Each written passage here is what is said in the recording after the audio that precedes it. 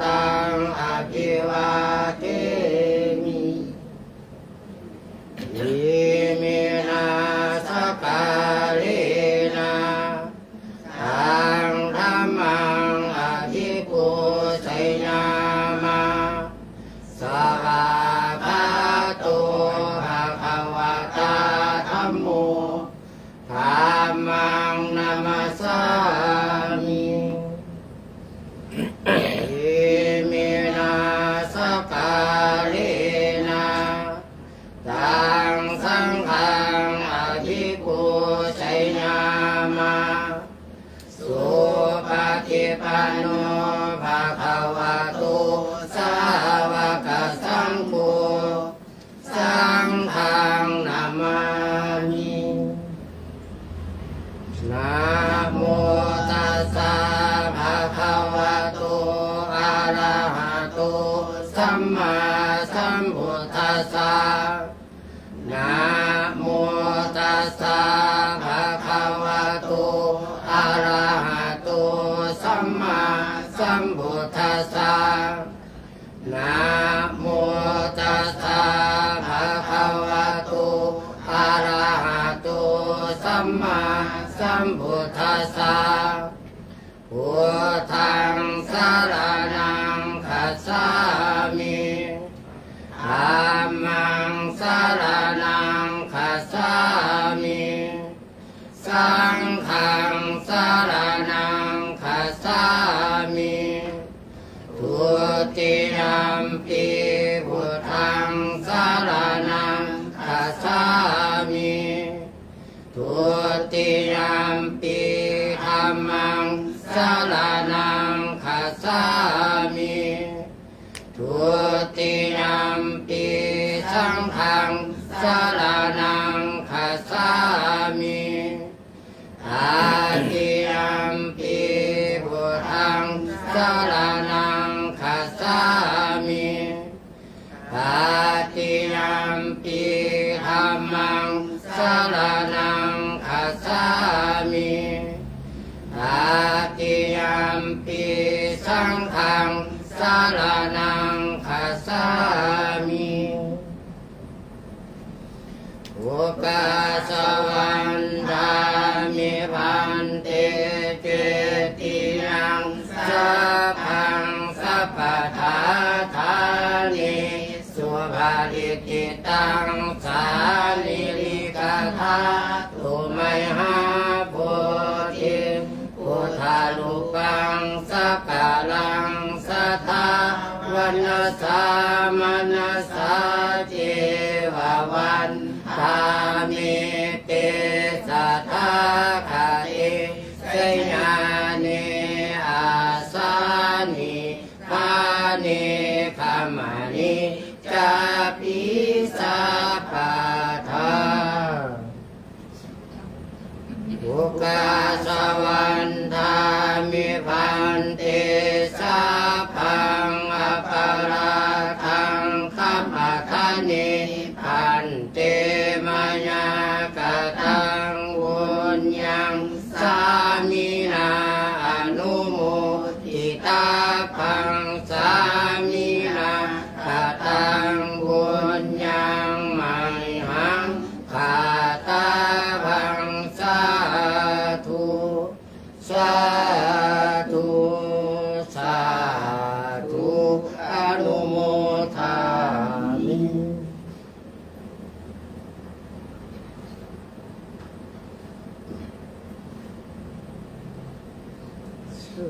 ทุกะสะมายังพันเตวิสุงวิสุงลักนาทายาอิสรณีนัสหปัญจศีลานิยาจามาทุติยัมปิมายังพันเตวิสุงวิสุงลักนาทายาอิสรณีนัสหปัญจศีลานิยาจามาตาติยัมปิมายังพันเตวิสุงวิสุงลักนาทายาอิสรณีนัสหปัญจศีลานิยาจามานะโมตัสสะภะคะวะโตอะระหะโตสัมมาสัมพุทธัสสะนะโมตัสสะภะคะวะโต อะระหะโตสัมมาสัมพุทธัสสะนะโมตัสสะภะคะวะโตอะระหะโตสัมมาสัมพุทธัสสะนะโมตัสสะภะคะวะโตอะระหะโตสัมมาสัมพุทธัสสะนะโมตัสสะภะคะวะโตอะระหะโตสัมมาสัมพุทธัสสะนะโมตัสสะภะคะวะโตอะระหะโตสัมมาสัมพุทธัสสะพุทธังสรณังคัจฉามิ พุทธังสรณังคัจฉามิธัมมังสรณังคัจฉามิ ธัมมังสรณังคัจฉามิ สังฆังสรณังคัจฉามิ สังฆังสรณังคัจฉามิ ทุติยัมปิพุทธังสรณังคัจฉามิ ทุติยัมปิพุทธังสรณังคัจฉามิ ทุติยัมปิธัมมังสรณังคัจฉามิ ทุติยัมปิธัมมังสรณังคัจฉามิ ทุติยัมปิสังฆังสรณังคัจฉามิ ทุติยัมปิสังฆังสรณังคัจฉามิ ตติยัมปิพุทธังสรณังคัจฉามิ ตติยัมปิพุทธังสรณังคัจฉามิ ตติยัมปิธัมมังสรณังคัจฉามิ ต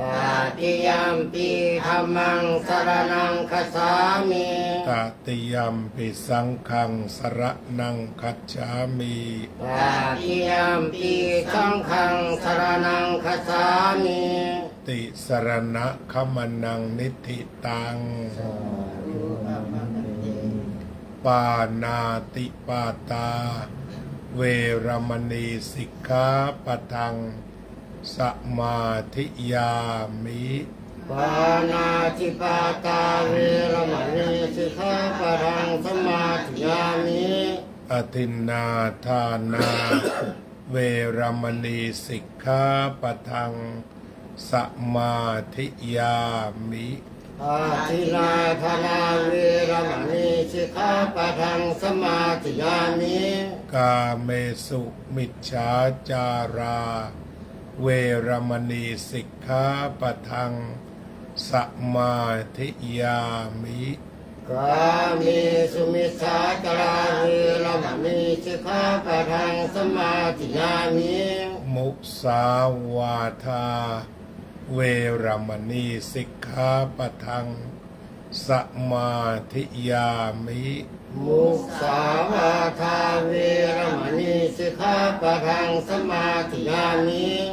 สุราเมรยมัชฌะปมาทฐานาเวรมณีสิกขาปะทังสมาธิยามิ สุราเมรยมัชฌะปมาทฐานาเวรมณีสิกขาปะทังสมาธิยามิ อิมานิปัญจสิกขาปทานิสีเลนะสุขติงยันติสีเลนะโภคสัมปทา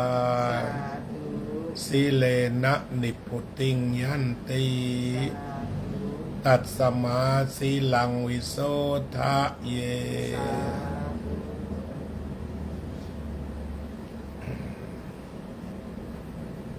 มีผู้ฟังทางบ้าน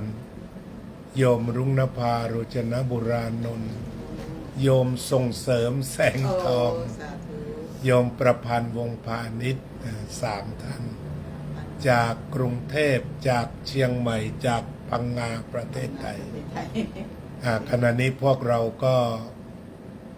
อยู่ที่ประเทศสาธารณรัฐประชาธิปไตยประชาชนลาวก็จะได้เริ่มการฟังธรรมต้องรัตนาด้วยไหมหรือกล่าวธรรมเลยเอาเลยว่าได้ว่า นะโมตัสสะภะคะวะโตอะระหะโตสัมมาสัมพุทธัสสะนะโมตัสสะภะคะวะโตอะระหะโตสัมมาสัมพุทธัสสะนะโมตัสสะภะคะวะโตอะระหะโตสัมมาสัมพุทธัสสะพรหมาจารุกาวิภัตติสหัสสติกัสสลีอันที่พลังอัญญาจาธาสันติธาสัตตปลาสขาสาธิกาเทเจตุธัมมังอนุกัมปิมังกัจจัง นะโมตัสสะภะคะวะโตอะระหะโตสัมมาสัมพุทธัสสะนะโมตัสสะภะคะวะโตอะระหะโตสัมมาสัมพุทธัสสะนะโมตัสสะภะคะวะโตอะระหะโตสัมมาสัมพุทธัสสะธัมมจารีสุขังเสติธัมโมสุจินโนสุขมาวหาติณบัดนี้อาตมาภาพจะได้นำเอาหัวข้อธรรมที่เรียกว่าผู้ประพฤติธรรมย่อมอยู่เป็นสุขธรรมะที่ปฏิบัติดีแล้วย่อมอยู่เป็นสุขซึ่งต่อไปนี้ก็จะได้กล่าวธรรมเป็นลำดับไปปรารภธรรมะในวันนี้ก็คือคุณโยมศิวิไลปรารภว่าโยมสายสมนสีสมัย โยมสีสมัยศิวิไลสีสมัยได้มาปรารภว่าจะถึงวันเกิดวันที่ 29 เมษายน พุทธศักราช 2569 นี้โยมมีใจดีกับน้องสาวเลื่อนเดินทางกันจนกระทั่งได้ทำวันเกิดและเมื่อเห็นว่าอาตมาได้มาในวันนี้แม้จะเป็นวันที่3แต่เราถือว่าเป็นเดือนเกิดแล้วก็จะได้แสดงธรรมฉลองวันเกิดล่วงหน้าเรียกว่าธรรมสมโภชธรรมะก็คือแปลว่าโดยธรรมสมโภชแปลว่ากินร่วมกันที่อาหารในพุทธศาสนานี่มี2 อย่างอาหารกายอาหารใจอาหารกายก็ได้เลี้ยงเครื่องดื่มของขบเคี้ยวสแน็คกันไปบ้างแล้ว อาหารที่จะเลี้ยงต่อไปนี้คืออาหารใจก็คือตัวธรรมะหรือความสงบทีนี้เมื่อกี้โยมก็ปรารภไลฟ์ก็แปลว่าสดที่ถ้าเรามาเปรียบกับชีวิตก็ต้องมี2 อย่างคือสดกับชื่น2 อย่างไลฟ์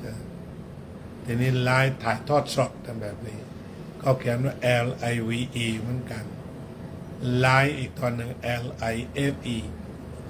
ที่มาถือคำไทยลาวของเราก็น่าจะเล่นคำได้ว่าสดชื่นทีนี้ถ้าสดชีวิตมันมี2 ส่วนคือฝ่ายกายสดก็คือสดนี่แปลว่าไม่เน่าได้ไหมไม่แห้งได้ไหม คือสดพอดีเน่าก็ไม่ใช่แห้งก็ไม่แห้งนี่เราเรียกว่าสดทีนี้เมื่อฝ่ายกายไม่เน่าไม่แห้งไม่เปื่อยมาดูใจชื่นไหมถ้าสด50ชื่น50เราก็รวมกันว่าเป็น 100% เป็นมนุษย์เต็ม100ทีนี้ในกรณีแบบนี้อย่างไรก็ตามเมื่อเราแบ่ง50บางทีเราอาจจะป่วยเป็นทุกข์ทรมานถึงขั้นติดเตียงแต่รักษาใจได้มองเห็นความจริงว่าเป็นอนิจจังทุกขังอนัตตาแก่เป็นธรรมดาไม่ล่วงพ้นความแก่ไปได้เจ็บเป็นธรรมดาไม่ล่วงพ้นความเจ็บไปได้ป่วยไข้เป็นธรรมดาไม่ล่วงพ้นไปได้ยอมรับแล้วก็รักษาใจก็เรียกว่านอนป่วย 50% คือกายป่วยแต่ใจไม่ป่วยฉะนั้นถ้าเราดูชีวิต 100% ก็เป็นเช่นนี้ที่ถ้าว่ากายของเรายังสดยังรับทานอาหารได้ยังเดินได้ยังดื่มน้ำได้สะดวกสบายและยิ้มแย้มแจ่มใสก็ถ้าว่าใจนั้นสดชื่นเบิกบานชีวิตก็สมบูรณ์ฉะนั้นในการที่เราจะมาปรารภถึงการเกิด เราก็ต้องตั้งเป้าชีวิตว่าให้ทำให้มีความสดและชื่นหน้าที่ของชีวิตทำหน้าที่สดก็มาดูด้านสุขภาพกาย ถ้ายังทำทันอยู่ทุกคนก็ยังไม่มีการใครล้มป่วย เพราะฉะนั้นก็ยังโชคดีฉะนั้นก็มารักษาความสดที่เราเรียกว่าสุขภาพกายอย่างโยมศิวิไลก็ถือว่าเป็นบุคคลตัวอย่างของการรักษาสุขภาพคือพออายุขนาดนี้เราก็ไหวทันว่าจะต้องรักษากายให้เบารักษากายให้เบาให้สุขภาพเป็นไปได้ที่สุดเท่าที่จะเป็นไปได้ทางพุทธเราสร้างเหตุปัจจัยที่ว่าจะทำให้เอียงไปทางป่วยไข้ให้น้อยที่สุดเพราะฉะนั้นแนวทางของการดูแลสุขภาพฝ่ายกายด้วยการทำให้กายเบาเนี่ยทำให้กายเบาโดยการรับประทานอาหารที่เป็นประโยชน์เช่นว่าผักต่างๆก็ถือว่าจะทำให้เกิดการย่อยง่ายฉะนั้นเรื่องของโรคภัยไข้เจ็บส่วนหนึ่งมาจากย่อยยากมันย่อยยากมันไม่ค่อยย่อยแล้วก็หมักหมมเช่นก่อให้เกิดชัดเจนก็คือถ่ายลำบากอย่างนี้เราก็รู้สึกว่าอึดอัดแล้วแต่ถ้าว่ามาในแนวทางของการใช้ผักใช้ผลไม้ตามที่เราประสบกันมามันก็ทำให้เรารู้สึกเบาขึ้นให้ระมัดระวังขึ้นนั่นเองฉะนั้นที่พระพุทธเจ้าสอนเรียกว่าโภชเนมัตตัญญูตาก็คือแปลว่ารู้จักประมาณในการบริโภคนี่อาตมาสังเกตอันนี้เล่าประสบการณ์คือจะต้องนั่งระวังแต่ว่าพลาดบางทีเพราะว่ากองเชียร์เยอะเวลาฉันจะพลาดแต่ถ้าสมมติไม่มีกองเชียร์มากปล่อยให้ฉันอิสระก็สบายเช่นวันนี้ก็ควบคุมได้ว่าฉันข้าวเหนียวพอเป็นพิธีสัก2 ปั้นที่เหลือก็ฉันผักทั้งหมดฉะนั้นพอออกไปเดินก็ไม่มีโทษไม่รู้สึกอึดอัดหรือแน่นออกกันนี้เล่าประสบการณ์ส่วนตัวสามารถเดินอะไรได้สบายพอห้องสุดท้ายหน้าพระนั่งสมาธิเลยแล้วมันเย็นไม่อยากกลับเหมือนกัน ทีนี้ไอ้ตรงเนี้ยก็เล่าโยมแล้วก็เป็นความอัศจรรย์อายุอาตมาสัก8 ขวบได้ตอนสมัยเด็กๆมีพระธุดงค์ไป3 รูปท่านธุดงค์ผ่านไปที่บ้านแล้วก็เช้านี่พระธุดงค์ก็ไม่ได้บอกว่าท่านอยู่ที่ไหนท่านก็มาแบบนั้นกับข้าวก็ใส่พระประจำไปหมดที่พอมาปุ๊บโยมแม่อาตมาก็แบบว่าทำง่ายๆมีปลามีไข่ใส่ข้าวเยอะๆแล้วอาตมาก็วิ่งไปหาพระทั้ง3 องค์ที่พอไปหาแล้วอาตมาคืออ้วนๆมันแต่เด็กแหละใครเห็นก็ชอบจับชอบอะไร ตั้งแต่เด็กๆคืออ้วนๆหน่อยเพราะนั้นพอพระเห็นก็เลยประเคนของอะไรเสร็จท่านคงประทับใจอยู่บนถ้ำที่ท่านก็อุ้มอาตมาขึ้นไปนั่งบนหินประมาณเนี้ยคือท่านยืนแล้วก็มันมีที่นั่งหินอยู่ก็วางบล็อกเข้าไปแล้วท่านอาจจะให้สิ่งที่ดีที่สุดสำหรับทานวันนั้นคือท่านจะเป่าหัวอาตมาแล้วให้พูดไว้สัมมาอรหังสัมมาอรหังสัมมาให้เป่าหัวลงมาอาตมาก็ว่าไปเย็นๆนะแล้วก็สักระยะหนึ่งเราก็เกิดปรากฏนิมิตเป็นพระแก้วสีขาว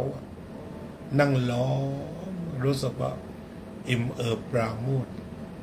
แล้วก็วันนี้มันนั่งท่ามกลางพระเป็นหมื่นเนี่ยวันนี้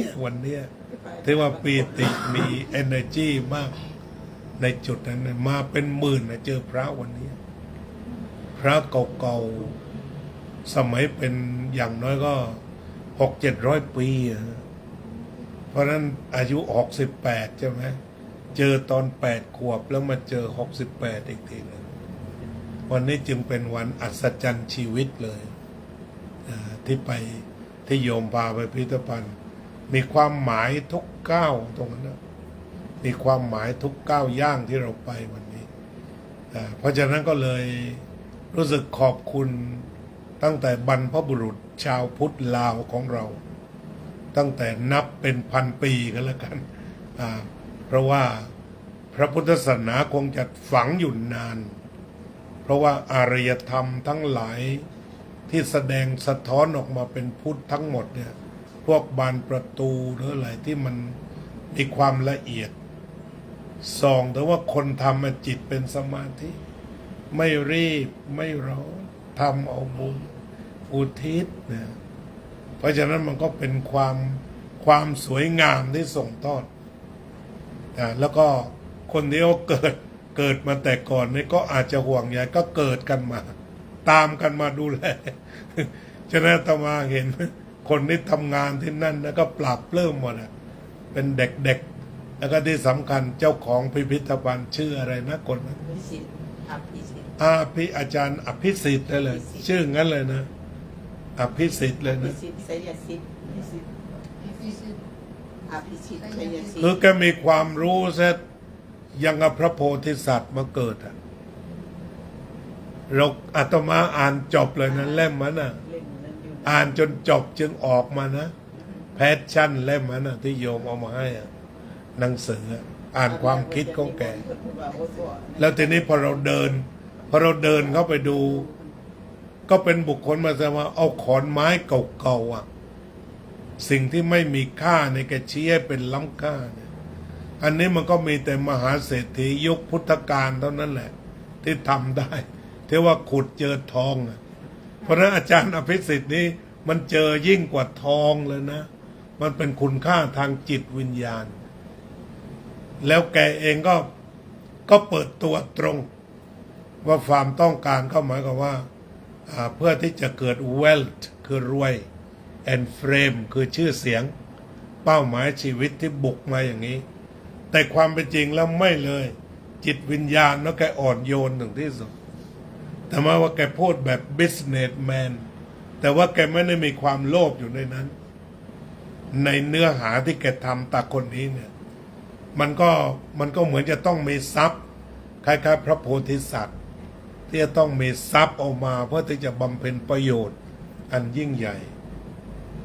เพราะฉะนั้นเราเห็นนะว่าไม้แต่ละชิ้นเก่าๆใช่ไหมอย่างไม้เก่าแล้วโผล่ไปเป็นนกยูง อันนี้ก็คือเหมือนกับพระโพธิสัตว์มากอบกู้ศาสนาแต่เป็นอีกแบบหนึ่งที่ลึกซึ้ง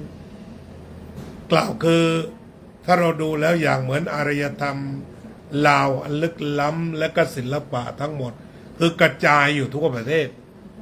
ใช่ไหมฮะลูกหลานก็เรียนได้ไม่กี่วัดหรือว่าไม่ได้สนใจที่จะไปเรียนรู้แต่ถ้าพอไปวางไว้ตรงนั้นมันยิ่งใหญ่กว่า University of Buddhism เพราะว่าแม้ว่าจะมีศิลปะด้านอื่นด้วยแต่ท่านอภิสิทธิ์นั้นก็เปิดตัวว่าเป็นไปเพื่อชาติลาวประชาชนลาวพุทธศาสนาเนี่ยชี้ลงไปว่าทำเพื่อพระพุทธศาสนาและชาวพุทธลาวบุดดิสลาวนะเพราะฉะนั้นก็จะเห็นได้ว่ามันก็เป็นดินแดนอารยธรรมที่ยิ่งใหญ่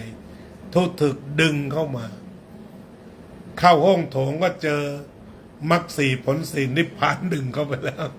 ยอดเยี่ยมแล้วนะพอเข้าโถง1 9 เสาเนี่ยตรงนี้อาตมาก็คิดว่าถ้ามีเวลาจะมาแล้วก็จะนำทัวร์โยมไปเที่ยวนะโยมลองจัดกรุ๊ปดูนะจะทัวร์ธรรมะใช่ต่อไปอาจจะต้องมาอยู่เป็น7 วันเนื้ออะไรเนี่ยให้ทางนี้พวกเราจัดกรุ๊ปพี่น้องเราด้วยไปศึกษาธรรมะแล้วก็เราเห็นอันหนึ่งเนี่ยมันเพียงแต่อยู่ในฝันอยู่ในตำราแต่แกทำออกมาสวย นั่นคือวันที่พระสัมมาสัมพุทธเจ้าลงมาจากดาวดึงส์แล้วทีนี้ก็ให้เห็นนะนี่เทวโลก แล้วก็มีพรหมโลกนะภาพสวยนะแล้วมนุษย์โลกแล้วก็มีนรก ก็คือหมายความว่าพระพุทธเจ้าเนี่ยเปิด4โลกว่าเราอยู่มนุษย์กลางเนี่ยเราไปได้ถึง4แห่งด้วยกันแห่งที่1ก็คือถ้ามีกุศลกรรมบท10เราก็จะไปเป็นมนุษย์ต่อไปถ้ากุศลกรรมบท10ดีบวกศีล5หน่อยทีนี้ถ้าสมมติว่าตามพระไตรปิฎกว่าถ้าเราประพฤติชอบได้กายวาจาใจประพฤติชอบได้กายวาจาใจจริงๆก็เท่ากับกุศลกรรมบท10นี่เองอยู่ในโลกนี้ก็รื่นรมจากโลกนี้ไปแล้วก็จะไปเกิดเป็นเทวดาก่อนกี่ปีก็แล้วแต่อายุเทวดาพอหมดอายุเทวดากลับมาสู่มนุษย์โลกอีกก็จะเป็นคนที่ครบถ้วนสมบูรณ์แล้วก็จะเป็นคนมีอายุยืนไม่มีโรคไม่มีภัยกลับมาเป็นมนุษย์ได้เพราะฉะนั้นกุศลกรรมบท10ก็คือสตาร์ทพอตายปุ๊บเนี่ยถ้าว่าบุญสัมพันธ์ยังไม่มีในการที่จะไปเกิดกับใครที่เป็นมนุษย์ต้องไปเป็นเทวดาก่อนเช่นว่าอานิสงส์ของการไม่ฆ่าสัตว์แล้วก็รักสัตว์เอ็นดูสัตว์ดูแลสัตว์ต่างๆเนี่ยข้อนี้ข้อเดียวก็ตายไปแล้วก็เกิดเป็นเทวดาระยะหนึ่งแล้วพอลงมาเกิดมาเป็นมนุษย์จะไม่มีโรคไม่มีภัยจะอายุยืนนี่พระพุทธเจ้ากล่าวไว้อย่างนี้ เพราะฉะนั้นก็เราก็มาอยู่ในทาง4แพร่งคือถ้ากุศลกรรมบทดีเราก็จะไปเป็นมนุษย์หรือเป็นเทวดาเพราะฉะนั้นโยมก็ เคยเป็นมาแล้วเป็นเทวดามาก่อนพอ expire ก็มาเกิดมาเป็นมนุษย์ใช่ไหมแล้วทีนี้โยมก็ยังเป็นแม่ออกวัดไตใหญ่ ใช่ไหมมาก็มาเป็นอุบาสิกาพูดลึกล้ำอันนี้ก็ศีล5ดีศีล8ดีใช่ไหมเหตุปัจจัยก็ต้องไปเป็นเทพบุตรเทพธิดาอย่างใดอย่างหนึ่งตามคิวอีกครับแล้วถ้ากลับมาก็กลับมาเป็นมนุษย์ที่เป็นแบบนี้เพราะว่าในการที่โยมเกิดมาชาตินี้โยมไม่ประมาทแล้วว่าเกิดมาในครอบครัวดีคือครอบครัวสัมมาทิฏฐิที่ว่าครอบครัวสัมมาทิฏฐิก็คือว่าคุณพ่อคุณแม่นำโยมก็สู่พระศาสนานำก็สู่ความสว่างไสวนี่คือโชคดีของโยมโชคชั้นที่1ฉะนั้นที่พระพุทธเจ้าตรัสว่ากิจโฉมนุสสะปฏิลาโภการเกิดมาเป็นมนุษย์ยากแต่ทีนี้เราก็พลิกว่าโยมก็ทำข้อสอบผ่านแล้วจะไหมพระพุทธเจ้าบอกว่าเกิดมาเป็นมนุษย์ยากเพราะต้องมีกุศลกรรมบท10มีศีล5แต่โยมก็ทำคะแนนผ่านแล้วต้องการ80โยมได้ไป85ถือว่าผ่านแล้วเนี่ยโยมต้องสอบผ่านก่อนนะเพราะพระพุทธเจ้าบอกว่ายากกิจโฉมนุสสะปฏิลาโภเกิดมาเป็นมนุษย์ยากท่านบอกกันใช่ไหมยากเพราะต้องการทำ80%แต่โยมผ่านไป85หรือ90แล้วก็ผ่านความยากนั้นมาแล้วเพราะว่าถ้าพลาดในขณะจิตที่เป็นปฏิสนธิก็ตามหรือว่ามีเหตุใดก็ตามเช่นมีโมหะในระหว่างเป็นสัตว์ไปเลยนะไปเกิดเป็นสัตว์ไปเลยหมดโอกาสหลุดไปเลยแล้วมันก็จะไปใหญ่ใหญ่ใหญ่คือถ้าได้เป็นสัตว์ครั้งหนึ่งแล้วมันกลับมายากอันนี้เขาเล่านิทานให้ฟังเขาก็บอกว่ามันออกแบบหนังจีนนิดๆนะ แต่ลองฟังดูถ้าพลาดแล้วเนี่ยกลับยาก ก็คือเขาบอกว่ามีหลวงจีนคนหนึ่งหลวงจีนคนหนึ่งท่านก็กำลังจะเป็นเซียนเรียกว่าทำคะแนนอีก20ก็แล้วกันรวมแล้วจะได้100แล้วก็จะเป็นเซียนสติก็ปฏิบัติสมาธิภาวนาทีนี้อยู่มาวันหนึ่งขณะเดินจงกรมอยู่เนี่ยนายพรานแกก็ไล่หมูไล่ยิงหมูตัวหนึ่งใช่ไหมหมูตัวนั้นมันก็ฟืดเข้าไปเข้าไปซ่อนอยู่ในพงไม้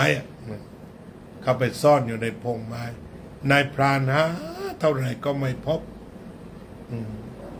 พอสุดท้ายนายพรานก็เดินไปเดินมาก็ถามว่าเห็นหมูไหมอะไรไหมเนี่ย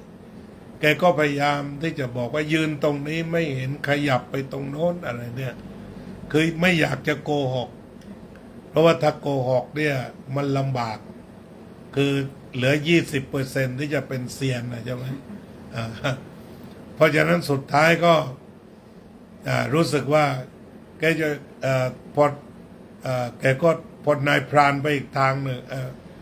หมูไปไกลแล้วแกก็เลยบอกนายพรานไปทีนี้พอไปทางนั้นคือพยายามดึงเวลาให้นิดหน่อยให้หมูวิ่งแต่ทีนี้พอหมูไปเจอของกินมันไม่วิ่งต่อทีนี้ มันก็ไปอยู่ในสมทุมทีนี้นายพรานก็ไปล่อจนตายเอาหมูตายทีนี้ไอ้แกก็ไม่รู้สุดท้ายแกก็ตายทีนี้ไอ้หลวงตาที่จะไปเป็นเซียนเนี่ยปรากฏว่าเขาก็ไปนับยมพบาลก็นับอยู่พอขั้นสุดท้ายกำลังจะตัดสินนะหมูวิ่งออกมาบอกช้าก่อนยังเป็นเซียนไม่ได้เนี่ยท่านเนี่ยชี้ไปทางนั้นเอาข้าพเจ้าตายข้าพเจ้าเอาไม่มากหรอกขอ20%ถ้าแบ่งบุญให้20%ให้ฉันได้ไปเกิดบนสวรรค์แล้วก็ท่านก็ต้องไปบำเพ็ญเพียรใหม่คือเสียไปแค่20ที่ถ้าเกิดไม่เสีย20%ต้องไปเกิดเป็นหมูอีก1 ชาติทีนี้หลวงตานั้นแกขี้เหนียวแกไม่ยอมแกบอกเกิดก็เกิดแต่20%นี่ไม่ง่ายมันยากเย็นก็สุดท้ายก็เป็นนั้นว่าแกก็ต้องเกิดมาเป็นหมูชาติหนึ่งนี่ไปเป็นเดรัจฉานแล้วเห็นไหมแต่ก็แกก็พยายามทำจิตไว้ว่าจะต้องรีบโตแล้วก็รีบตาย นี่แกก็ชักโกงแกก็ทำจิตไว้ว่าจะต้องโตพอสมควรแล้วก็รีบตายเพื่อที่จะกลับมารักษา20%ของแก แกไม่ต้องเสียไงสุดท้ายอยู่มาวันหนึ่งแกก็โตพอควรแกบอกเอาละกูไม่อยู่แล้วก็โดดลงมาจากชะง่อนผากาดใต้ก็ปรากฏว่ามันมีแม่ไก่ฟักลูกอยู่5 ตัวหมูลงมาทับตายคาที่เลยตายคาที่เลยบ้องเดียวแกก็ไม่รู้แกก็ไปปรากฏตัวต่อหน้ายมบาลเพื่อที่จะไปรักษา20%ของแกที่พอสุดท้ายกำลังจะตัดสินแม่ไก่กับลูกเจี๊ยบวิ่งออกมา5 ตัวก็ขอคนละ20ก็หมดแล้ว100%เห็นไหมครับก็ต้องเกิดเป็นไก่อีกกี่ชาติก็ไม่รู้ยาวไปในสังสารวัฏเพราะนั้นอย่าเผลอเกิดเป็นสัตว์เด็ดขาดพระอกทีนี้หลายคนถามว่าทำไมเกิดเป็นสัตว์เดรัจฉานไม่ดีเพราะโอกาสที่จะย้อนมายืนทาง4 แพร่งที่คุยเมื่อกี้เนี่ยไม่มีแล้วมันหลุดไปจากวงจรแต่เพราะนั้นถ้าอยู่4 แพร่งเรามีมนุษยธรรมอยู่แล้วก็ปฏิบัติตนดีมีเรียกว่าเป็นเทวดามีเมตตากรุณามุทิตาเบกขาหรือบำเพ็ญฌานให้สูงเราก็จะไปเกิดเป็นพระพรหมออกจากพรหมแล้วก็มาเกิดเป็นมนุษย์ต่อได้อีกตราบใดที่จะไม่ปรินิพพาน หรือไม่เข้าสู่นิพพานเพราะฉะนั้นไอ้ภาพที่เห็นแล้วประทับใจก็คือพระพุทธเจ้าลงมาจากดาวดึงส์แล้วก็เปิดโลกให้ดูว่าภพภูมิมีแบบนี้แล้วก็บอกทางไปเรียบร้อยว่าเราจะไปสวรรค์หรือจะไปนรกถ้าไปนรกก็นั่นแหละอบายมุขดื่มน้ำเมาเที่ยวกลางคืนดูการละเล่นการพนันคบคนชั่วเป็นมิตรเกียจคร้านการทำงานอันนี้ทางนี้ชัวร์ไปแน่นอนเพราะฉะนั้นก็เห็นว่าโยมอภิสิทธิ์เนี่ยแกก็ได้ถ่ายเทหลังจากนามธรรมมาเป็นรูปธรรมมากมายเช่นเราพูดถึงมรรคสี่ผลสี่นิพพานหนึ่งโลกุตตรธรรมเก้าแกก็พามาทำเสาวางไว้ให้เรารู้สึกว่ามีความคุ้นเคยกับธรรมะข้อนั้นโลกุตตรธรรมเก้าอะไรทำนองนี้หรือว่ายังมีพระอีกหลายปางที่เขาแก่สลักไว้บนต้นไม้บนไม้คือไม้ที่ผูกที่ไม้ที่ผูกแล้วมานำมาทำพระเนี่ยมันก็สอนธรรมะเราว่าเปลี่ยนวิกฤตให้เป็นโอกาสเปลี่ยนไม้ผูกมาเป็นพระพุทธรูปซึ่งกลายเป็นงานที่ยิ่งใหญ่ทำเรื่องเล็กให้เป็นเรื่องใหญ่ก็เหมือนพี่น้องชาวพุทธเราสมัยโบราณเวลาจะหล่อพระเคยทันกันไหมที่นำช้อนนำอะไรไปทำบุญกันใช่ไหมครับพาไปใช้หล่อพระก็หมายความว่าสิ่งที่ประเสริฐ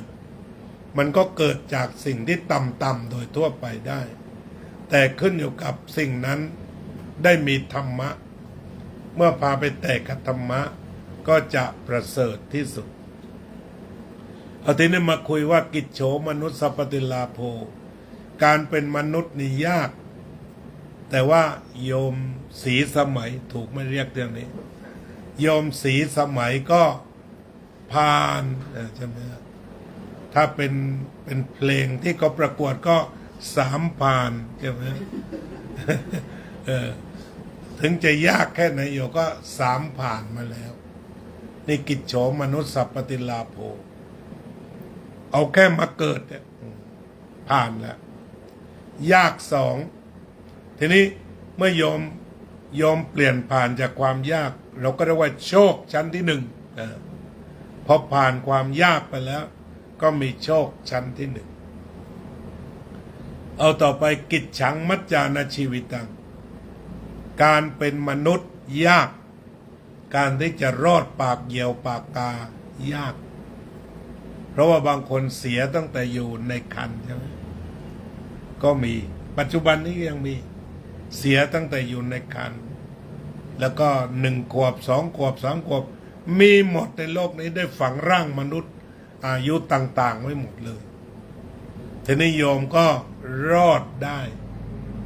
ใช่ไหมอายุเลย60แล้วมาเยอะนะบางคนไปตั้งแต่30ก็มีเช่นอาตมาที่รุ่นเดียวกับพุ่มพวงดวงจันทร์ใช่ไหมพุ่มพวงก็เสียไปนานแล้วไมเคิลแจ็คสันเสียไปนานแล้วใช่ไหมนี่เพื่อนกันทั้งนั้น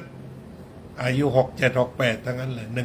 1959คนดังๆเยอะเหลือแต่อาตมาที่ไม่ดังถ้าดังอาจจะไปแล้วก็ได้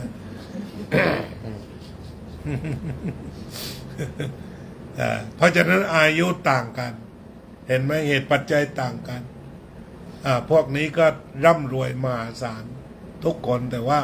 ถึงเวลาก็เอาไม่อยู่พอถึงเวลาไปก็ต้องไปไมเคิลแจ็คสันเนี่ยเป็นคนที่รวยที่สุดแต่นอนไม่หลับฉะนั้นเวลาฉีดยานี่ก็ต้องฉีดยานอนหลับแล้วก็ฉีดฟื้นไปอีกเข็มหนึ่งคือหลับแล้วไม่ตื่นเขาบอกตอนตายก็เริ่มฉีดตื่นในนี้มันก็กลายเป็นยานอนหลับยาวไปเพราะฉะนั้นก็การที่เราจะรอดด้วยช่วงอายุต่างๆก็ถือว่าเป็นโอกาสดีในปีใหม่แต่ละปีเราลองเดินกันดูว่าเหลียวซ้ายแลขวาเพื่อนเราไปแล้วกี่คน ใช่ไหมลองนับเล่นๆในใจเนี่ยฉะนั้นเราเดินปี67เอาคล้ายๆเหมือนเดินทางไปด้วยกันแล้วความตายก็ควรบอกบายบายผมถึงทางแล้วนะใช่ไหมโยมก็เดินต่อแล้วคนนี้ก็บอกเอาบายบาย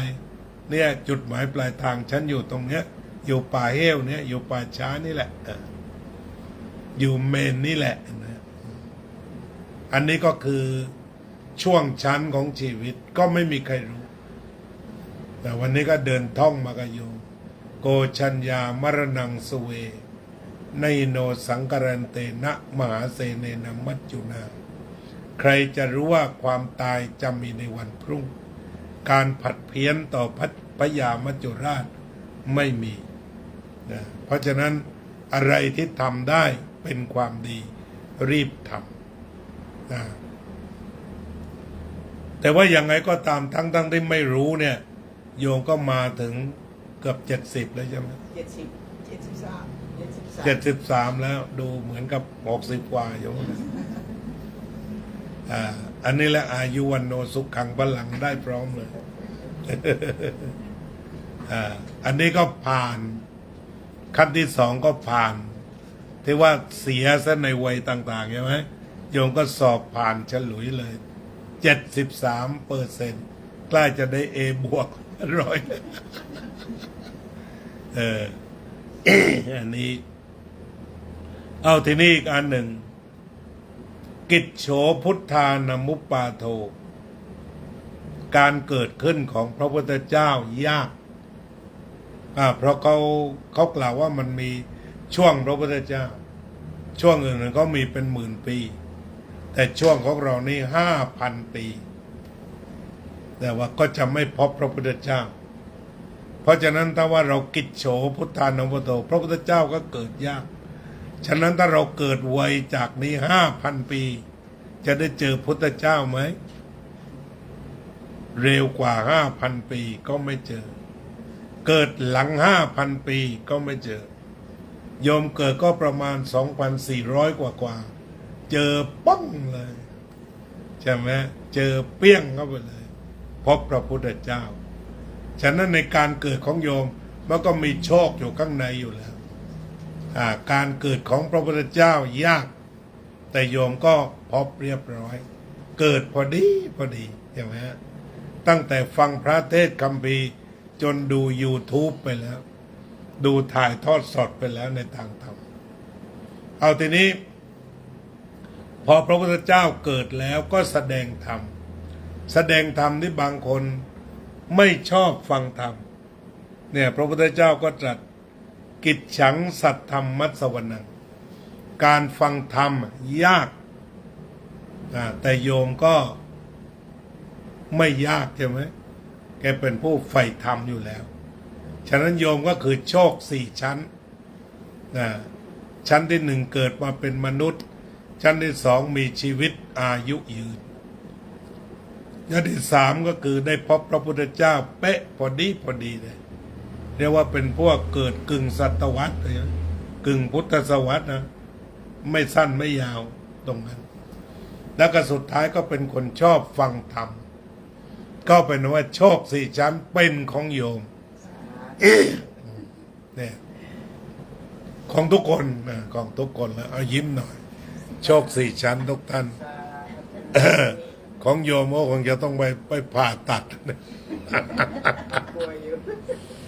กลัวเหรอกลัวมันจะออกมาแล้วเป็นตัวออกมาใช่ไหมอาจจะมีอะไรขดอยู่ข้างในก็ได้นะที่เขาผ่าว่าที่ดึงออกมาเบิดดึงออกไปเป็นงูก็มีใช่ไหมใน AI ที่เขาทำใช่ไหมเขาเห็นก็มีแขนแบบนี้พอผ่ามาเคาะปั๊บงูกระโดดพรวดออกมาโยมกลัวงูออกมาใช่ไหมหรือกลัวเจ็บเขาวางยาสลบครับเป็นมานานเนาะออกยากอาจจะต้องเก็บไว้แบบนี้สักระยะก็มีอย่างไม่มีใครไม่เหมือนใครแต่กลัวเจ็บสิพอวันเจ็บเข้าไปแต่ ตอนนี้ก็ไม่เจ็บอะไรใช่ไหมโบเจ็บเป็นบ่เป็นต้องไปอย่างกับโบเจ็บเป็นมาก็ธรรมดาเอามาเป็นเนื้อเดียวกันแล้ว เนื้อดิ วันนี้เราไปเรียนรู้ต้นไม้เป็นมะเร็งหลายต้นเหมือนกันนะเราไปเจอต้นไม้เป็นมะเร็งก็มีคุณครูภูคำเขาบอกกันนะต้นไม้ที่เป็นมะเร็งก็คือมันคดเคี้ยวเป็นตุ่มเป็นปุ่มเนี่ยแล้วพอสุดท้ายอาจารย์อภิสิทธิ์ก็พามาทำพระใส่ลงไป ก็เป็นปริศนาธรรมว่าเราต้องมีกำลังใจพุทธะอยู่ได้ทุกคนทุกแห่งไม่ว่าคนนั้นเป็นหญิงคนนั้นเป็นชายคนนั้นดำขาวยาวสั้นแต่ทุกคนก็คือมีพุทธะอยู่ภายในคือสะอาดสว่างสงบแม้ว่าไม้นั้นจะตะปุ่มตะปำจะไม้หักแต่ว่าใส่พุทธะได้หมดเพราะฉะนั้นพุทธะจึงเป็นของทุกคนแต่จิตมันอยู่ลึกเพราะฉะนั้นที่เราเรียกว่าปุถุชนคือมันหนาที่เราจะต้องเคลียร์ก็ไปหาองค์พุทธะที่เขาเรียกว่าจิตประภัสสรจิตประภัสสรเพราะฉะนั้นพระพุทธเจ้านี่อยู่ภายในของทุกคนในปริศนาธรรมตรงนี้ที่ว่าไม้อะไรก็พามาทำพระได้หมดเนี่ยก็หมายความว่าพระพุทธองค์เนี่ยเป็นมหาการุณิโกนาโถยตายสัพพปานินังเป็นที่พึ่งของสัตว์ทั้งหลายไม่มีที่สุดไม่มีประมาณเพียงแต่เรายังไม่ได้บอกข่าวดีว่าพุทธะอยู่ข้างในอย่าลืมนะเราเอากายเนื้อไปทำอะไรที่เสียหายเพราะยังไม่รู้ว่าสิ่งศักดิ์สิทธิ์ซ่อนอยู่ภายในที่พระพุทธเจ้าตรัสว่าผู้ใดเห็นธรรมผู้นั้นเห็นเราก็อยู่ไหนละธรรมะก็อยู่ในหมดเลยเช่นบางคราวเราเห็นว่าทุกข์จริงเนาะทุกข์เป็นอย่างนี้เนาะเนี่ยเราอย่าตกใจเพราะคิดว่าธรรมะกำลังปรากฏเพราะอริยสัจเนี่ยอิทังทุกขังอริยสัจทุกข์เหลือเกินเนี่ยใช่ไหมทุกข์มากๆเลยเนี่ยแต่คิดว่าตอนนี้กำลังอยู่กับธรรมะและพอทุกข์มันหายมันก็สงบในวันนี้อาตมาก็เดินจนรู้สึกว่าเมื่อยสุดขีดแล้วมันมีที่นั่งมาขอนั่งหน่อยพอหลังจากที่เราเมื่อยสุดขีดเนี่ยนั่งปุ๊บโอ้ยมีความสุขมากเลยเพราะอะไรเพราะทุกข์มันหายไปสุขมันเกิดตรงนั้นพอเดินพอเจอแต่ม้านั่งขอนั่งหน่อยพอนั่งแล้วทุกข์ดับฉะนั้นที่ท่านพูดเล่นสำนวนว่าทุกข์เท่านั้นเกิดขึ้นทุกข์เท่านั้นตั้งอยู่ทุกข์เท่านั้นดับไปนี่จริงคือมันไม่มีสุขก็แปลว่าทุกข์น้อยทุกขะแปลว่าทนยากสุขะแปลว่าทนง่ายแต่ก็คือทนก็คือต้องทนเพราะนั้นจิตของเราก็เหมือนกันก็ศึกษาดูว่ามันหนักตอนไหนเวลาหนักอย่าทิ้งอย่าโวยวายอย่าตกใจอย่าไปหาเหล้ากินอย่าไปหายาฆ่าตัวตาย ในวันนี้อาตมาก็ได้ธรรมะจากอาจารย์ภูคำนะก็บอกว่าชาติหนึ่งพบได้อยากจะเกิดเป็นผู้ชายจะได้บวชที่อาตมาก็บอกว่าต้องคิดใหม่แล้วเพราะว่าตอนนี้ผู้ชายที่บวชแล้วผูกคอตายมีหลายองค์เมืองไทยนี่เป็นผู้ชายก็ได้แล้วบวชก็บวชแล้วเป็นเจ้าวาดก็เป็นเจ้าวาดแล้วสำนักพุทธประเทศไทยสั่งตรวจสอบบัญชีก็ไม่ได้โกงแต่ทำบัญชีไม่เป็นผูกคอตายไปหลายองค์เพราะฉะนั้นท่านที่จะอธิษฐานเป็นผู้ชายคิดก่อนเราก็เข้าถึงธรรมซะชาตินี้ไปเลยทั้งเป็นผู้หญิงนี่แหละเพราะว่าพอไปถึงจุดเดียวเช่นว่าความสะอาดสว่างสงบมันหมดเพศทำยังไงไปพบกันตรงนั้นแต่ตอนนี้ก็เป็นเพศสมมุติเพศหญิงเพศชาย ทำหน้าที่ตามธรรมชาติทำหน้าที่ทางสังคมแต่ถ้าว่าเมื่อจิตทุกข์เนี่ยมันก็ทุกข์เหมือนกันอยู่ในผ้าเหลืองก็ทุกข์เหมือนกันไม่นั้นพระไม่มีค่าตัวตายเนี่ยอาตมาไปเจอหลายวัดเที่ยวนี้เมืองไทยพระผูกคอตายเพราะกลัวติดคุกเพราะว่าไม่ได้ทำบัญชีไว้ทุกอันนะแต่ที่นี่ของอาตมาตั้งแต่ตั้งวัดพุทธยาทำทุกบรรทัดเขียนโมทนาบัตรหมดก็สบายแต่ท่านเหล่านั้นคือใส่ปนกันนะย่ามไว้เพื่อถึงเวลาเงินวัดเอาคือท่านใจเดียวซื้อโน้นซื้อตะปูซื้อหินซื้ออะไรพอเขามาแยกประเภทเอาแล้วกันปนอยู่ในนั้นทั้งหมดหลายคนก็รักความบริสุทธิ์ยึดมั่นถือมั่นในความดีจนฆ่าตัวตายครับนั่นแหละเพราะฉะนั้นที่หลายคนบอกว่าอยากอธิษฐานจิตไปเกิดเป็นพระเนี่ยอย่าลืมนะเกิดจะต้องเป็นเจ้าวาดใช่ไหมแล้วก็จะต้องกู้เงินอะไรเนี่ยอาตมาว่ากลับมาเป็นผู้หญิงเหมือนเดิมดีกว่า เพราะว่ามันอยู่ที่จุดบริสุทธิ์ทีนี้เราดูตัวธรรมะแท้มันต้องมาชั่งดูใช่ไหมเวลาเป็นทุกข์เหมือนกันสมมุติว่าเป็นหนี้อย่างเงี้ยระหว่างเจ้าวาดกับไม่ออกค้างค่าไฟฟ้าเงี้ยทุกข์พอๆกันที่ถ้าแม่ออกกับพระไปนั่งสมาธิด้วยกันก็สงบเหมือนกันไม่ได้ต่างกันเลยเดี๋ยวไม่ดีข้างในเนี่ยพระอาจจะไม่สงบก็ได้ มันมีนิทานท่านอาจารย์แสงฟังดูแล้วทะลึ่งหน่อยแต่ว่าลองฟังดูนะฟังทะลึ่งนิดหน่อยแต่ว่าฟังให้เป็นธรรมะไปจับตัวธรรมะอย่าจับตัวทะลึ่งนะครับเขาก็มีฉากบอกว่าที่ภูเขาหนึ่งร่มรื่นภูเขาจุดแรกก็เป็นสำนักของพระฤาษีอยู่บำเพ็ญเพียรกันมานานอีกฝั่งหนึ่งฝั่งโน้นก็เป็นสำนักโสเพณีสำนักของโสเพณีที่พอเย็นย่ำขึ้นมาได้ยินเสียงฤาษีตีระฆังเนี่ยจิตโสเพณีก็มาอยู่ที่สำนักฤาษีโอ้ท่านคงนั่งสมาธิท่านคงบำเพ็ญภาวนาที่แกก็ทำหน้าที่ฝ่ายกายไปแต่จิตที่มาอยู่กับเรื่องสมาธิเรื่องภาวนาทำไปแบบเหมือนกับทำไปอย่างนั้นแต่ว่าจิตมันไม่ได้ไปด้วย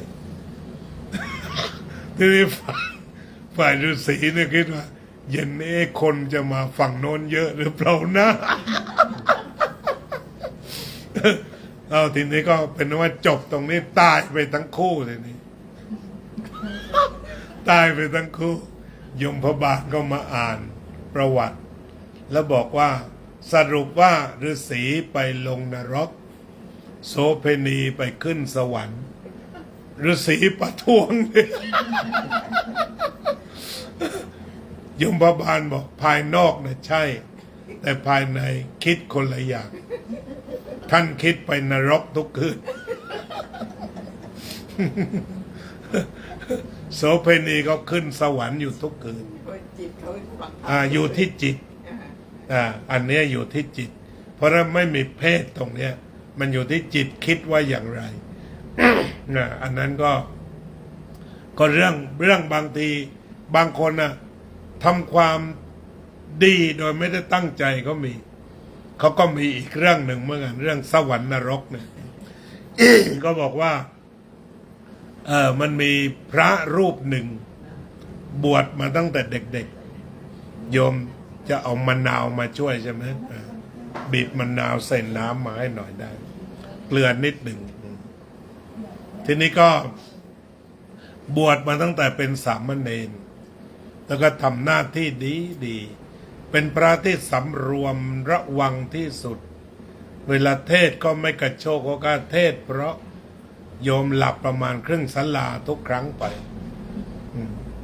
แต่พอพระเริ่มตั้งนะโมก็แทบจะไม่รู้เรื่องท่านเทศอะไรด้วยความไพเราะด้วยความเรียบร้อยก็พากันหลับ ก็ปรากฏว่าอายุท่านสั้น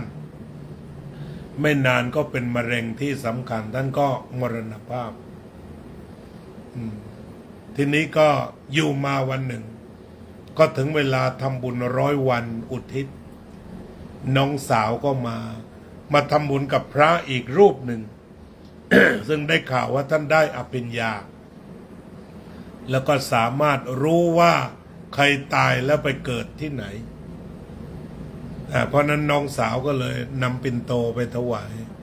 แล้วก็บอกว่าหลวงพี่ของหนูไปสบายไหมสบายแล้วเกิดสวรรค์ชั้นไหน สวรรค์ชั้น3แค่นั้นก็ไม่เป็นไรก็สาธุดีกว่าเป็นนรกดีแล้วก็นั่งอยู่ระยะหนึ่งที่เดี๋ยวก็มีผู้หญิงคนหนึ่งเอาปิ่นโตมาเหมือนกัน เป็นน้องสาวของคนขับแท็กซี่เป็นน้องสาวของคนขับแท็กซี่ ก็น้องสาวคนขับแท็กซี่ก็เลยถามว่าพี่ของหนูเนี่ยขับรถไปชนเสาไฟฟ้าแหลกตายคาที่เนี่ยจะได้ไปเกิดสวรรค์ไหมหรือลงนรกเลยเป็นห่วงแกบอกว่าอ๋อนั่งนิ่งเกิดสวรรค์ชั้น7เลยน้องสาวจะว่าก็ประท้วงเลยไอ้นี่มันลือกันทั้งบ้านว่าคนขึ้นรถแล้วดิ้นพรวดเลยอ่ะเพราะพอนั่งปั๊บมันจะขับโอ้ยเหยียบเต็มที่ทีนี้คนที่นั่งบอกสาธุขอให้เที่ยวนี้รอดเถิดถ้ารอดเที่ยวนี้จะทำบุญจะไปวัดจะถือศีล8จะบวชแล้วก็ลงรถไปพระที่นั่งทางในบอกว่าสาเหตุที่4 กั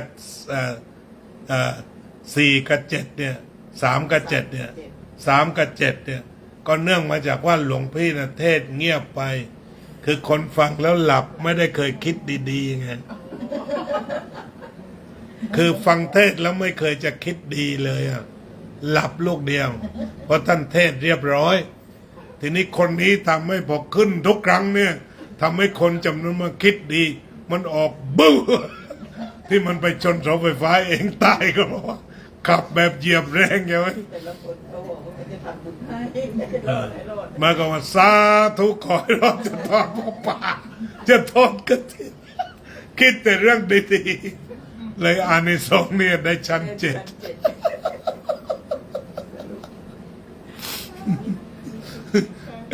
นิทานเรื่องนี้ก็บอกว่า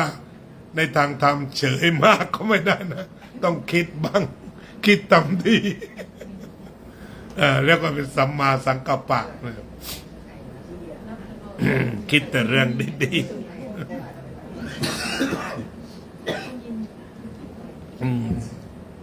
อันนั้นก็ที่ปรารภกันวันนี้ที่เราเดินที่บอกว่ารู้สึกเหนื่อยเหลือเกินอยากจะเกิดเป็นชายแล้วบวชเขาบอกว่า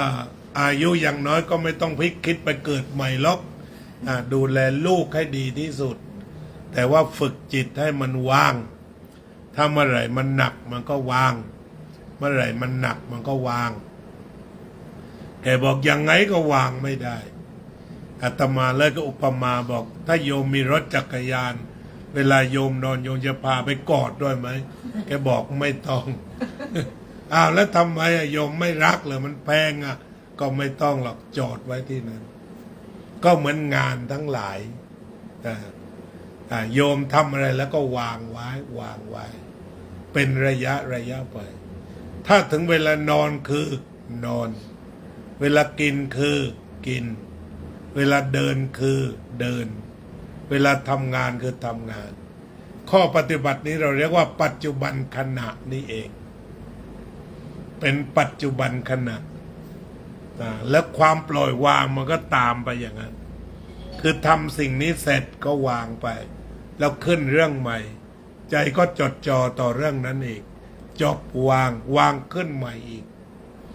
วันหนึ่งมีกี่งานก็ช่างเถอะแต่ว่าเสร็จแล้ววาง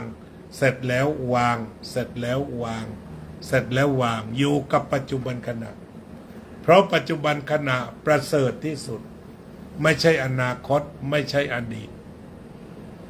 แต่มันเป็นปัจจุบันขณะฉะนั้นการศึกษาเรื่องปล่อยวางก็มีได้ทุกคนไม่เฉพาะพระอริยเจ้าเท่านั้นแต่เราก็เดินตามรอยพระอริยเจ้าคือท่านหนักต้องวางแต่ทีนี้บางคนเนี่ยกอดแบบไม่วางด้วยความคิดว่าถูกต้องทำแบบนี้เสมอแต่ถ้าบางคนถ้ารู้สึกหนักได้ไวก็วางได้เมื่อนั้นแต่บางคนยังกอดอยู่เขาอุปมาอย่างนี้ว่าถึงคนที่ไม่คิดจะวางเขาก็บอกว่าสมัยโบราณในอินเดียเวลาเขาเลี้ยงหมูเนี่ยแขกเขากล้ามากเอาอุจจาระแห้งเอาอุจจาระนะไปตากแดดแล้วก็ใส่กระสอบแล้วก็พาไปเลี้ยงหมูที่มีคนคนหนึ่งอยู่มาวันหนึ่งแกก็ไปซื้ออุจจาระมาได้เยอะเลยเป็นกระสอบแห้งอย่างดีแล้วก็ทูลไว้บนหัวเนี่ยพระก็มาเครื่องตาฝนตกก็ไหลลงมาเป็นแถวนั่นแหละเขาบอกเฮ้ยขี้ทั้งนั้นนะไม่ฉันไม่วางฉันจะพาไปเลี้ยงหมูคือบางคนทุกข์แล้วก็บอกวางก็ไม่วางคือมันเสียดายเราจะเอาขี้ไปเลี้ยงหมูไม่ได้เกี่ยวกับเหม็นไอ้คนน้องคนนึกว่าถ้าเหม็นแล้ววางแต่คนนี้บอกไม่ยังมีประโยชน์เพราะฉะนั้นก็ฝากคิดดูไอ้เรื่องวางเนี่ยไม่ได้หมายความว่ามันจะต้องเผาบ้านทิ้งแล้วไปอยู่กระท่อมไม่ใช่แต่มันศึกษาก็ไม่ได้จิตลองดูเถอะว่าเมื่อไหร่มันวางได้แล้วใจสบายเมื่อไหร่ถือหนักกอดหนักแล้วเป็นยังไงก็ศึกษาลงไปกลางใจทีนี้ชีวิตที่มีค่าอย่างอันนี้อย่างผู้สูงอายุทั้งหลายเนี่ยของเราจริงๆก็มันผ่านมาหมดแล้วที่เหลือเรื่องเดียวคือสงบเพราะในแฮปปี้นี่ผ่านมาแล้วแฮปปี้เบิร์ธเดย์นี่ผ่านมาแล้วเพราะว่ามีความสุขทางตาหูจมูกลิ้นกายใจเพียบแต่ยังเหลือสำคัญคือสงบให้มากอาจจะเรียกไม่ได้ปล่อยวางก็ได้ความถี่ของความสงบทำยังไงได้ถี่แต่ให้อยู่กับความสงบเนี่ยที่เราจะเห็นอานิสงส์ความสงบเช่นว่าเรากินข้าวโยมเคยกินไหมกินด้วยจิตสงบแล้วกินด้วยจิตที่ว้าวุ่นเคยมีไหมถ้าเราปล่อยวางและจิตสงบไม่ว้าวุ่นก็สบายอย่างอาตมาเกิดเหตุเมื่อวานเนี่ยใช่ไหมนัดบ่าย2เครื่องบินออก9 โมงเนี่ยใช่ไหมอาตมาก็เลยแค่บอกโยมคือเกิดเหตุแล้วก็ไม่โวยวายก็ทำหน้าที่แจ้งโยมว่าอาตมาทำหน้าที่ก่อนหาลาวแอร์ไลน์ให้หมดเขาบอกไม่มีเปิดเลยในกรุงเทพเนี่ยก่อนนึกว่าท่านในกรุงเทพไม่มีก็ต้องอยู่เวียงจันทร์สิตอนนี้เราใช้ปัญญาแล้วไงก็โทรมาหาโยมแล้วก็มั่นใจว่าโยมศิวิไลเก่งที่สุดเรื่องพวกตีตั๋วอะไรแบบนี้เป็นที่ล่ำลือเราก็เกิดศรัทธาพอวางโทรศัพท์ปั๊บอาตมาทำไรก็ไปหาฉันเพลก็ไม่ได้ตกใจจนไม่ฉันเพล ใช่ไหมก็ไปเข้าหาที่ฉันเพลได้อาหารมาเสร็จคนดูแลเสร็จหาห้องให้นั่งเรียบร้อยก็ฉันเกือบเสร็จโยมก็บอกว่าทำตั๋วเสร็จแล้วแต่ที่จริงมันเกิดเหตุใช่ไหม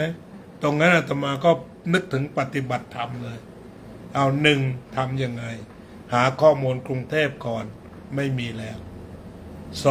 2ก็ส่งมายังคุณพรทิพย์ก่อนแล้วก็บอกโยมเพราะว่าตอนนั้นอาตมาติดต่อโยมก็ไม่ได้ปิดโทรศัพท์หรือยังไงอย่างนี้เอาไปวัดช่วยกันประสานก็พบเดียวทีนี้มันอยู่ตรงไหนมันอยู่ที่จิตที่ไม่ตกใจก็ไม่เร่าร้อนฉันเสร็จทราบเรื่องตั๋วทำยังไงทีนี้ถ้าย้อนเข้ากรุงเนี่ยแท็กซี่ขามามัน500แล้ว ใช่ไหมถ้าขากลับใช่ไหมกลับเพื่อที่จะมาใหม่6 โมงเย็นนะใช่ไหมก็เป็นพันไปอีก500กลับไปอีก500ใช่ไหมเขาก็มีที่พักภิกษุสามเณรเราก็เลยมานั่งเจอพระ3-4 รูปก็เย็นแล้ว เจอปั๊บคุยเนี่ยแล้วว่างๆก็เปิดดูน้ำปั่นสูตรน้ำปั่นลดเบาหวานลดความดันได้มาเกือบ10 สูตร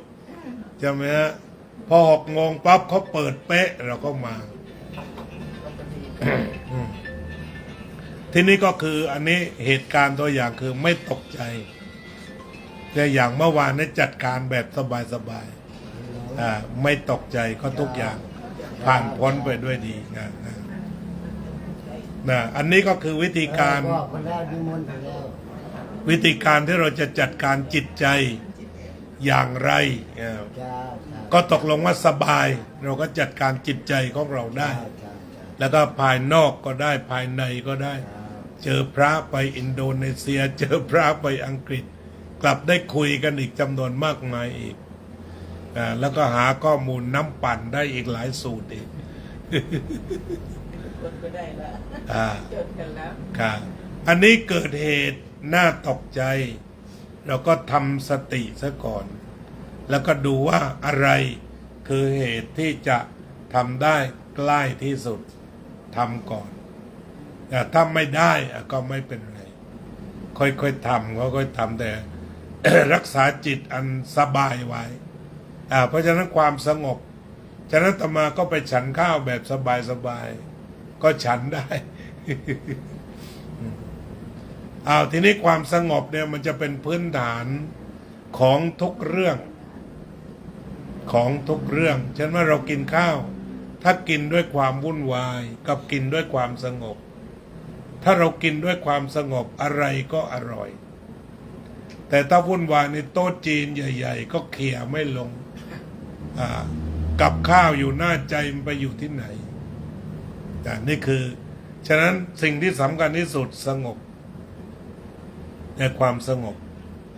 เรามีห้องแอร์อย่างดีแบบนี้ถ้าจิตไม่สงบก็นอนไม่หลับ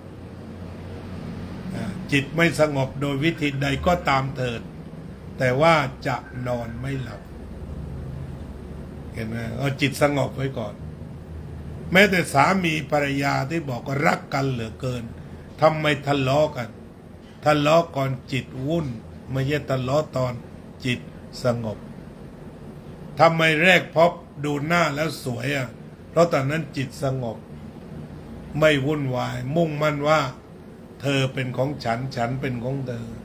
เธอสวยมากเธอสวยมากก็กดสมาธิไปสวยจริงสวยจริงสวยจริงสวยที่สุดในโลก3 โลกใส่เข้าไปยังไงก็สวยเพราะสะกดจิตไว้ใช่ไหมที่พออยู่มาวันหนึ่งถ้าจิตเสียหน้าเบื่อจิตมันก็ไปทางโน้นอีกเพราะฉะนั้นถ้าเราทำจิตเป็นสมาธิแม้แต่คนรักเนี่ยก็ดูแล้วมีความสุขคุยด้วยใช่ไหมทีนี้ถ้าต่างคนต่างไม่สงบคุยไม่ได้5 ประโยคเลิกเกี่ยวฉะนั้นอย่างไรก็ตามจะอยู่กับลูกจะอยู่กับสามีอยู่กับภรรยาอยู่อย่างสงบ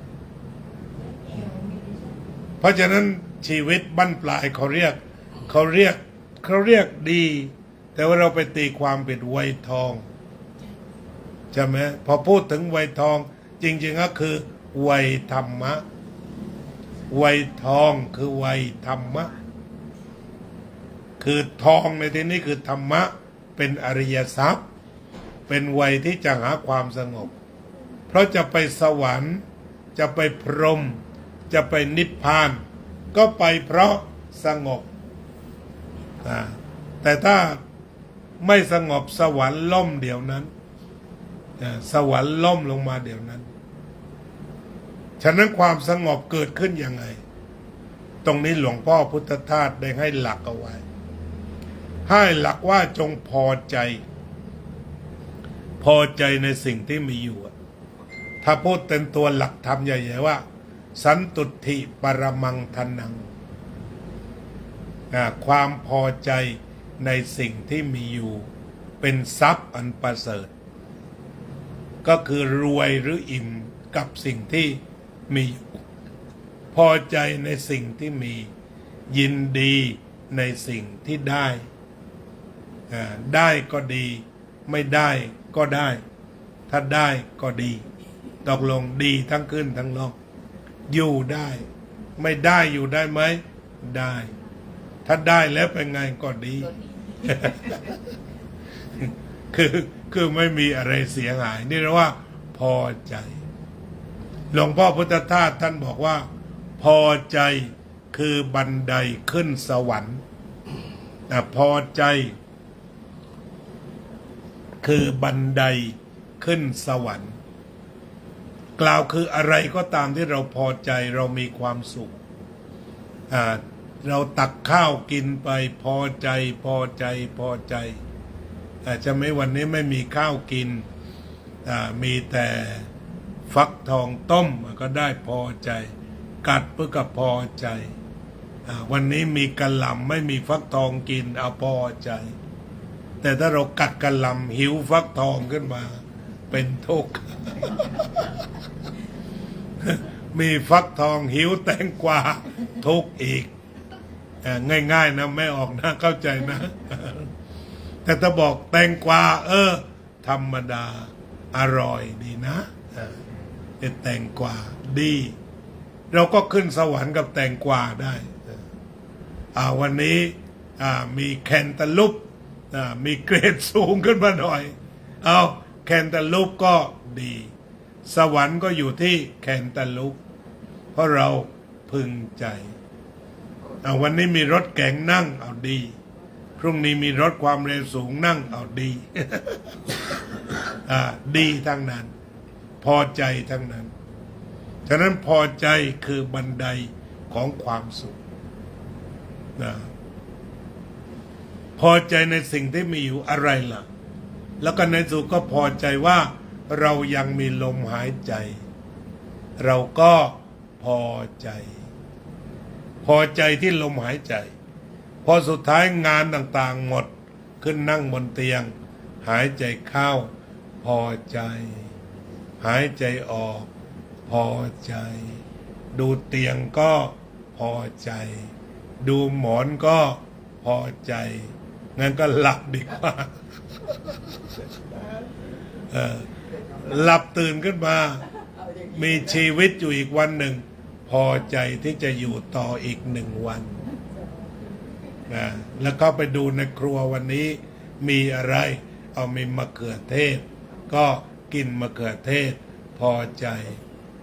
วันนี้มีกะหล่ำเอากินกะหล่ำพอใจวันนี้มีผักสะแม็กใช่ไหมกินผักสะแม็กวันนี้มีผักกระโดนวันนี้มีผักกระแยงก็ทำไปตามที่มีเกิดความพอใจแล้วความสุขจะตามไปเวลาเคี้ยวปุ๊บพอใจสวรรค์อยู่ที่เราเคี้ยวโยมนอนแล้วสึกหลับสบายสวรรค์อยู่บนที่นอนขึ้นเนี่ยอย่างอาต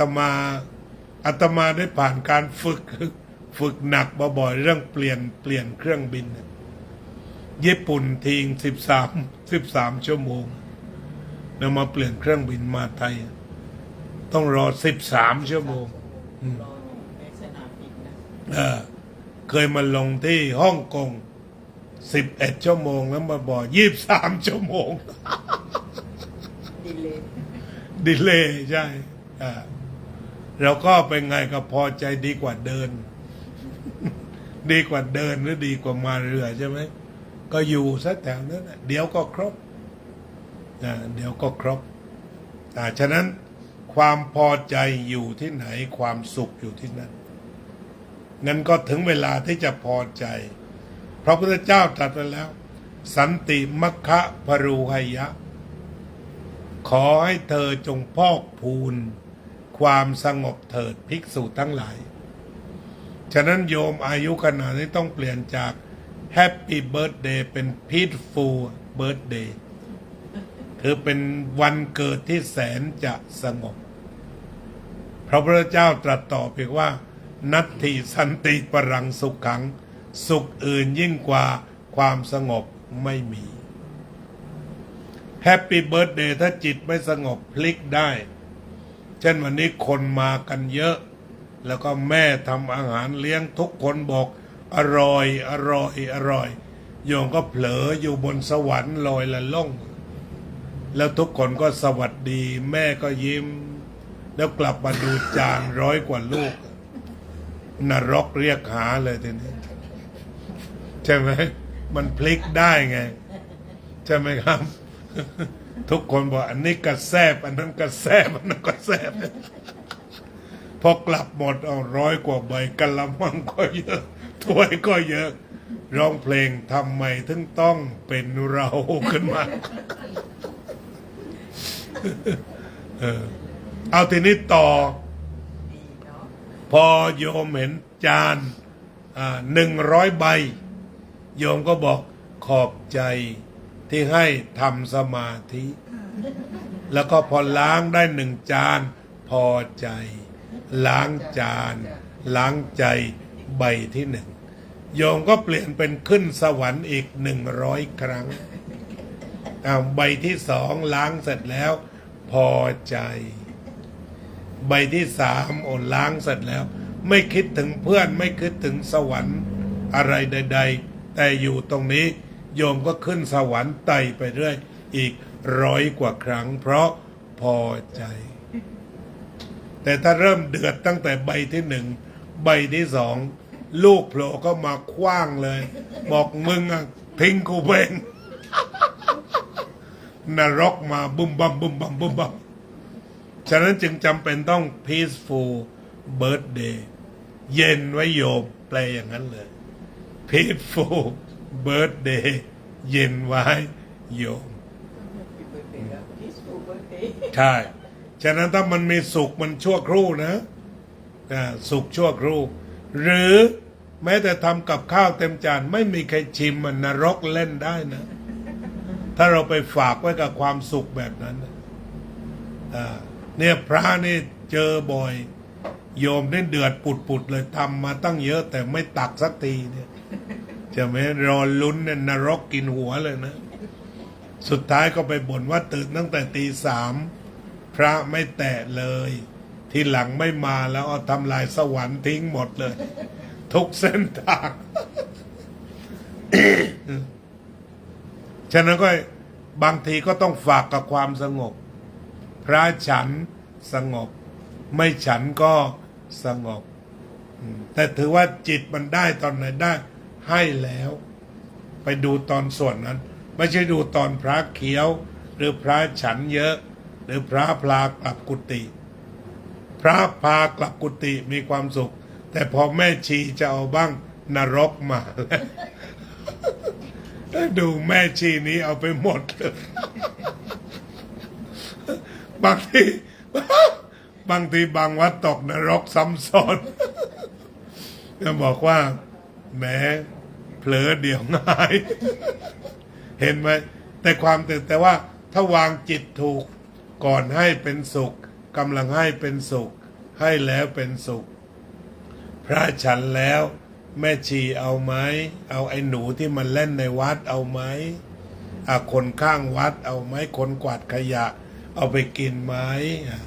มันก็ต้องเอาสวรรค์หลายๆชั้นหน่อย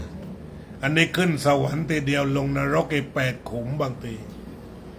ถ้ามันไม่สงบมันจะพลิกอย่างนั้นงั้นรักษาความสงบไว้ขึ้นจะว่าทำทานเนี่ยมันได้เหมือนกับยิงธนูไปไม่ต้องดึงกลับเนี่ยมีอะไรใส่ปิ่นโตไปก็เดินหน้าไปเลยเอาพระฉันเสร็จแล้วพอออกมีไหมแม่ออกมีไหมเจอใครก็เทให้เกลี้ยงเลย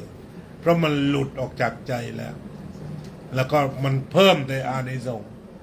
ฉะนั้นจึงบอกว่ามาสงบดีกว่าพอสงบเนี่ยพอสงบปุ๊บสติมันมาสมาธิมันมาปัญญามันมามันก็รักษาจิตไม่ให้ขึ้นและลงไม่ให้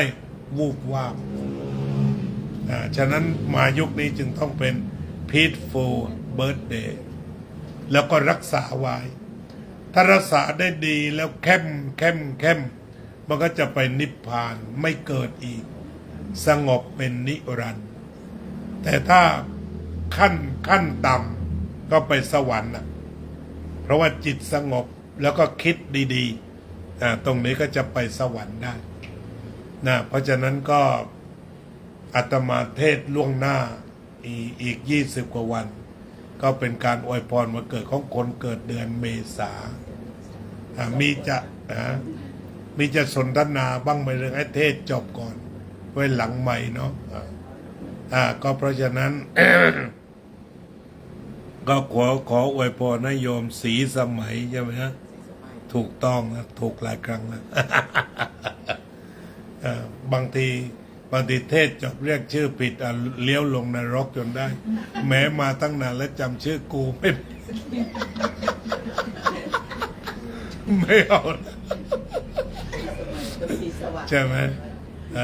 นั่นสีอะไรนะสีสวัสดิ์สวรรค์สีสวรรค์ heaven the glorious heaven เป็นสีเป็นสง่าก็ขออวยพรให้ญาติโยมผู้ที่มีโชค4 ชั้นจงพอใจในความเป็นมนุษย์แล้วก็ใช้ความเป็นมนุษย์นี้บำเพ็ญบุญบำเพ็ญกุศลตามกุศลกรรมบทสมาทานศีลและสูงสุดเจริญภาวนา แล้วก็ขอให้เป็น peaceful birthday to you จงพ้นทุกข์พ้นโศกพ้นโรคภัยกระทำการใดๆสำเร็จผลมีความสุขท่ามกลางญาติและฝูงชนไม่ยากจนมีทรัพย์พอก็สุขเอ้ย peaceful birthday to you อวยพรล่วงหน้าทั้งหมดเลยเกิดเดือนไหนก็รับเอารับเอาเธอว่าให้พอให้โยมด้วย